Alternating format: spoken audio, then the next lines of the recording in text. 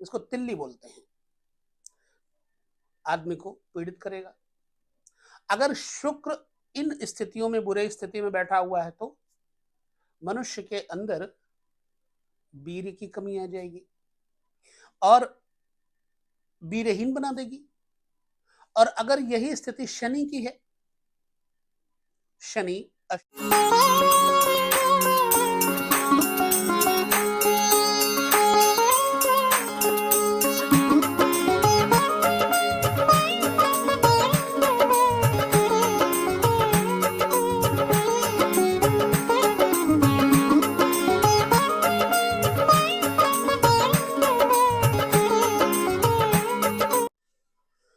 सभी दर्शकों को नमस्कार, जय श्री कृष्ण, प्रणाम। जन्म कुंडली में रोगों का विचार कैसे किया जाता है? अगर आप ज्योतिषी हैं तो आपको ये देखना चाहिए, और अगर आप ज्योतिषी नहीं हैं तो भी आपको देखना चाहिए, क्योंकि हो सकता है कि आपके घर में कोई रोगों से परेशान हो या आपके परिचितों में से कोई रोगों से परेशान हो। आखिर उसके रोगों का इलाज करने के बाद भी उसको लाभ नहीं होता, क्यों? जन्म कुंडली में इसके बारे में भी विवरण आता है। उस विवरण को हमें समझना चाहिए। हमने एक चार्ट रेडी करके रखना होता है और उसमें बड़े हिसाब से ज्योतिष के उस सूत्र को देना होता है। अब इस सूत्र को आइए हम ध्यान पूर्वक समझें।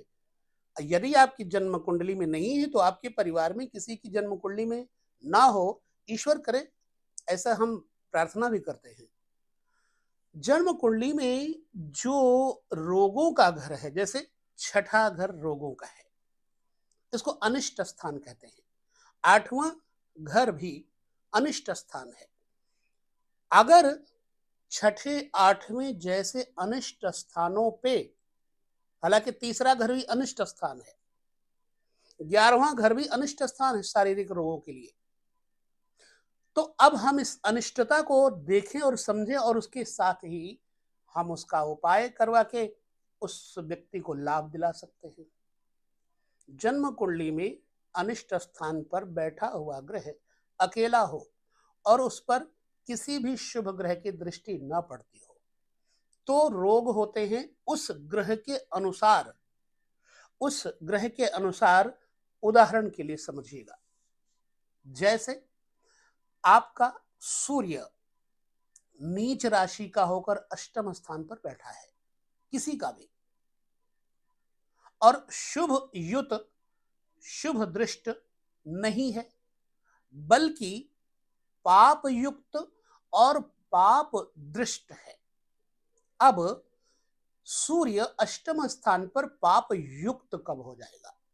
जब सूर्य के शत्रु ग्रह अथवा राहु, केतु, शनि इत्यादि ग्रह, मंद ग्रह जब सूर्य को देखेंगे तो क्या रोग हो सकता है? जैसे सूर्य हड्डियों का कारक है, तो आप यह समझ लो कि सूर्य पर पड़ने वाले बुरे ग्रहों के कारण जातक के हड्डियों का गलना शुरू हो जाता है प्रायः।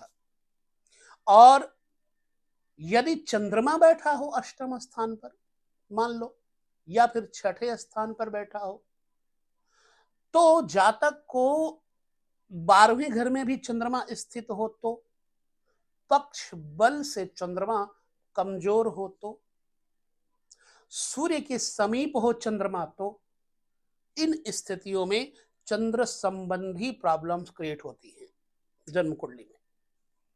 अगर चंद्रमा पाप दृष्ट है या पाप युक्त है तो मनुष्य को किस प्रकार के रोग हो सकते हैं? जैसे रक्त विकारों का होना निश्चित होता है, ब्लड प्रेशर हाई होना, लो होना।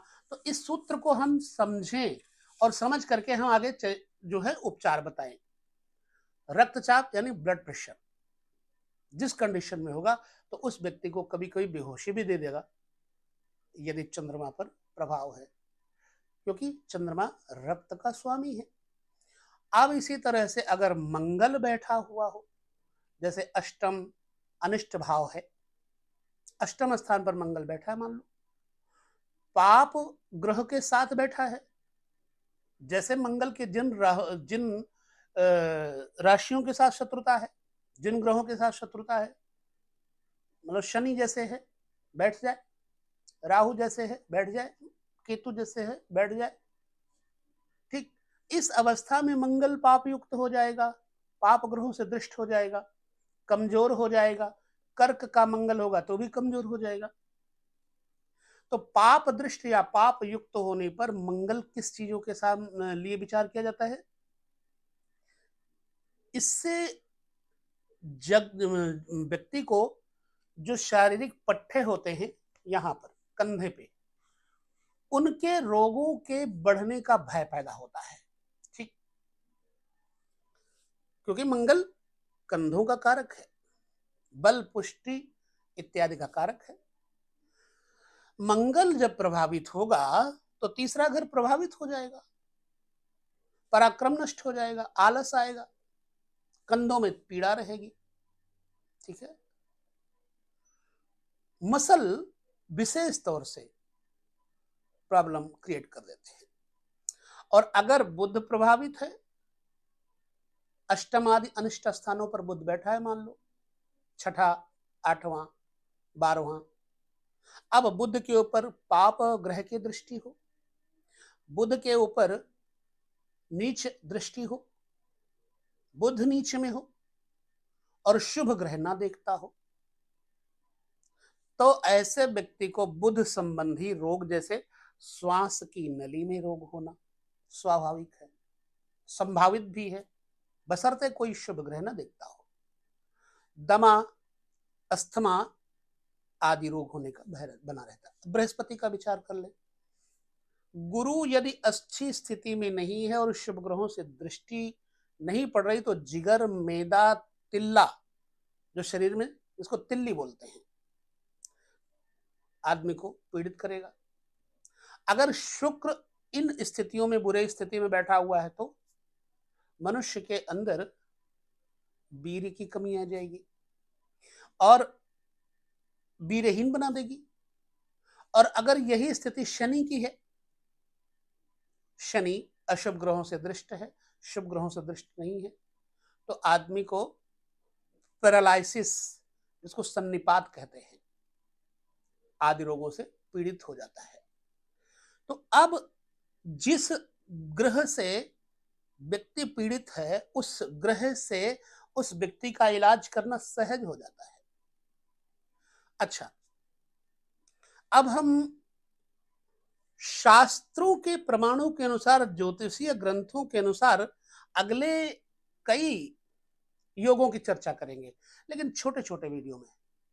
अब इस वीडियो में आपको ये नोट कर लेना है कि क्या ये रोग स्थान पे, अनिष्ट कारक स्थान पर कोई ग्रह आपका बैठा है, शुभ है या अशुभ है, तो आपको विचार कर लेना चाहिए और उसके मुताबिक आपको उपाय करवाना चाहिए, क्योंकि शरीर का स्वस्थ होना जरूरी है। तो इस प्रकार से एकांतो उत्थित रोग, एकांतो उत्थित योग और रोग के बारे में इस वीडियो में आपके साथ हमने चर्चा की। अगले वीडियो में हम पुनः किसी अन्य योग पर चर्चा करेंगे और आपको योगों के बारे में अगर और जानना है तो आप हमें प्रश्न करके पूछ भी सकते हैं। चलिए अगले वीडियो में मिलते हैं, तब तक नमस्कार, जय श्री कृष्ण, प्रणाम।